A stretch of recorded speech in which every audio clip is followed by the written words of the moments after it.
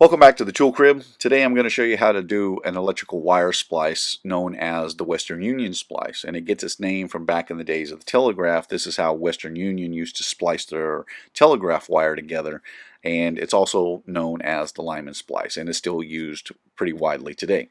So what we're going to need is the two wires that we're going to be splicing together. In my case, we're using a couple of 14 gauge wires. We're also going to use shrink tube so that we can seal that connection once we're done. In order to shrink the shrink tube, I'm going to be using just a regular Zippo lighter. You can use a lighter, a butane torch, or a heat gun in order to accomplish the same thing.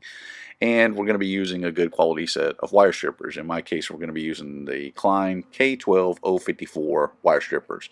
So here's what we need to do first. So we're going to strip off, we're going to choose the proper gauge. Now this is 14 gauge stranded, so this is the solid scale for the AWS scale, 8, 10, 12, 14, 16. But if you flip it over, you'll notice that on stranded, that goes down or up a little bit. So it's 10, 12, 14, 16, 18. We would definitely want to be on the stranded side. So we're going to choose the stranded 14, which is right in the middle. And we're going to strip off probably about an inch and a half to 2 inches worth of insulation. So we'll pull that off and pull that wire off, and then we're going to, or the insulation, and then we're going to just twist those together and make sure they stay together nicely. And then we're going to come over here, we'll kind of gauge it and do pretty much the same length. Try to get them as close as you can for the same length. So we'll pull the insulation off of this one. With this type of wire, sometimes that rubber insulation wants to stick on there a little bit. So now, before we get started, what we want to do is we want to take the shrink tube. In my case, I could bring it in the end because we're just doing it on the bench. But in the field, you want to take this, slide it on your wire first. Then we're going to take the two halves, and I like to go a little, not quite half. There would be the halfway point. I'll get a little less than half to get this started, because as we wrap these around, it just comes out a little bit better if you go a little less than half. And then we're just going to start wrapping this wire nice and tightly around the opposite wire. So we'll probably get about 4 wraps on this one.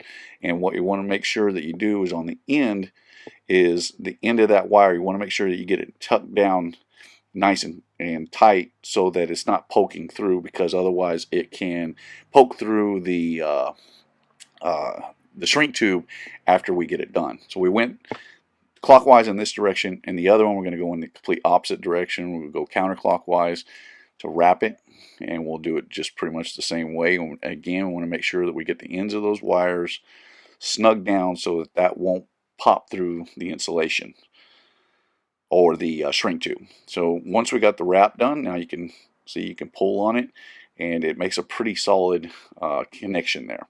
Then we'll slide the shrink tube over. Want to center it on there. And then I'm going to set my lighter up. And then we're going to start heating the shrink tube from the center and work our way outwards. So we'll get one side, and then we'll get the other. And it's kind of just better to start in the center and work your way out. That way you kind of get rid of any, it doesn't bubble up on you, and you get a nice tight connection there.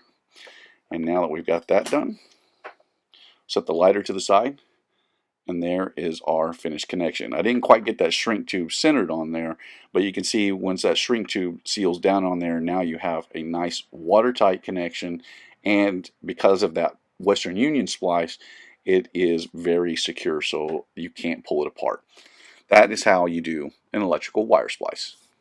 Now, to make this connection even stronger, once you form the Western Union splice, you can come back and solder this joint up, thereby making it an even better connection. And then you'll want to add your shrink tube to that as well. And that just makes a more permanent connection for these wires. But most of the time in the field, just a simple Western Union splice with the shrink tube will be sufficient. My name is Ben. You've been watching the Texas Tool Crib. I appreciate you watching, and I'll see you in the next one.